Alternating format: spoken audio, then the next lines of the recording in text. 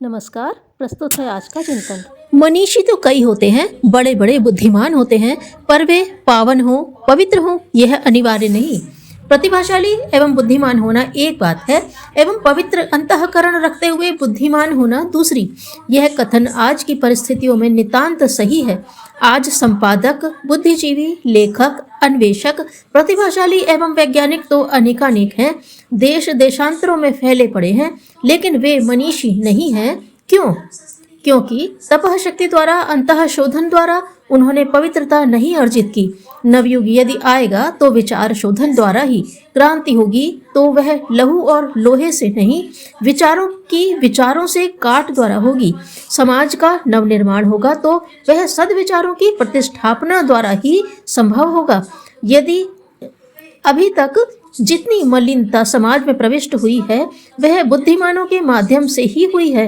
द्वेष, कलह, नस्लवाद, व्यापक नरसंहार जैसे कार्यों में बुद्धिमानों ने ही अग्रणी भूमिका निभाई है। यदि वे सन्मार्गगामी होते, उनके अंतःकरण पवित्र होते, तप ऊर्जा का संबल उन्हें मिला होता, तो उन्होंने विधेयात्मक विज्ञान प्रवाह को जन्म दिया होता, सत साहित्य रचा होता, ऐसे आंदोलन चलाए होते। हिटलर ने जब नीत्शे के सुपरमैन रूपी अधिनायक को अपने में साकार करने की इच्छा की तो सर्वप्रथम सारे राष्ट्र के विचार प्रवाह को उस दिशा में मोड़ा।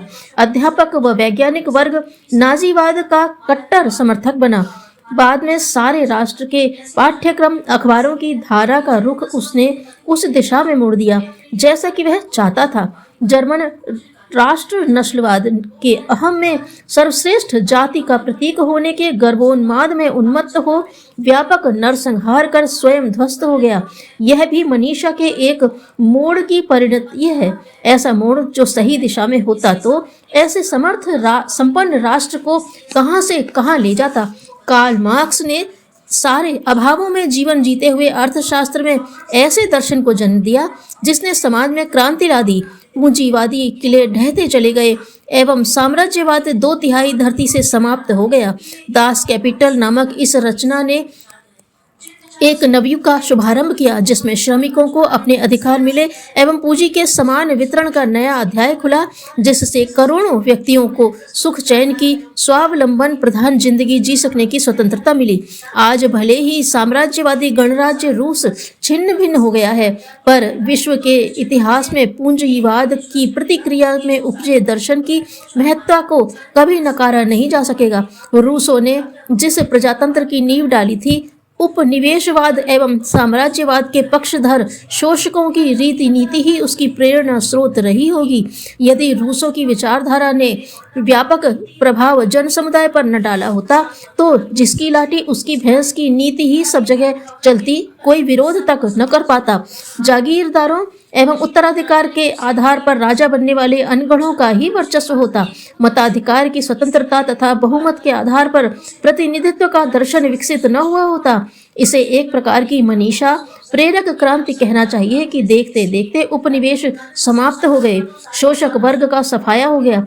इसी संदर्भ में लिंकन एवं लूथर किंग के साथ साथ उस महिला हैरियट स्टो का उल्लेख करना आवश्यक है जिसकी कलम ने कालों को गुलामी के चंगुल से मुक्त कराया। प्रत्यक्षतः यह युग मनीषा की भूमिका है। बुद्ध की विवेक एवं नीति सत्ता पर आधारित विचार क्रांति एवं गांधी, पटेल, नेहरू द्वारा पैदा की गई स्वातंत्र्य आंदोलन की आंधी उस परोक्ष मनीषा का प्रतीक है जिसने अपने समय में ऐसा प्रचंड प्रवाह उत्पन्न किया कि युग बदलता चला गया। उन्होंने कोई विचारोत्तेजक साहित्य रचा हो, ऐसा भी नहीं। फिर यह सब कैसे संभव हुआ? यह तभी हो पाया जब उन्होंने मुनि स्तर की भूमिका निभाई, स्वयं को तपाया, विचारों में शक्ति पैदा की एवं उससे वातावरण को प्रभावित किया। परिस्थितियां आज भी विषम हैं।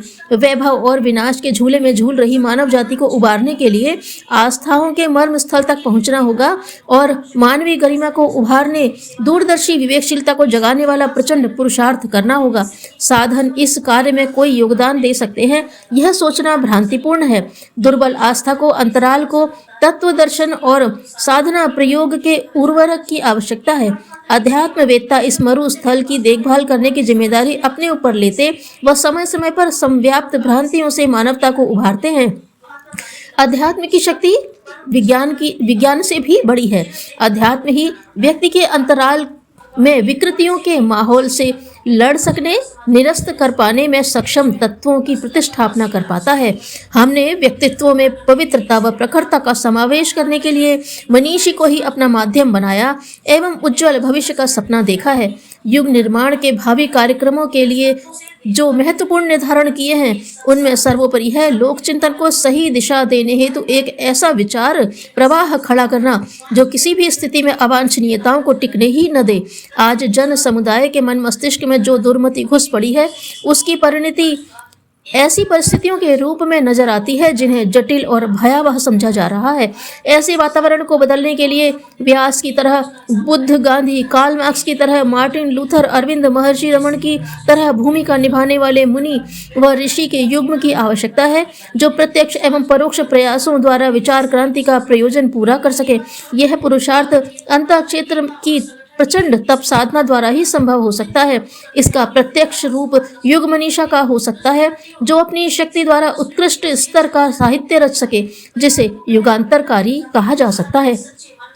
मनीषी वे हैं जो दूरदर्शी विवेकशीलता के आधार पर चिरस्थायी समाधान खोजने की क्षमता रखते हैं। धन्यवाद।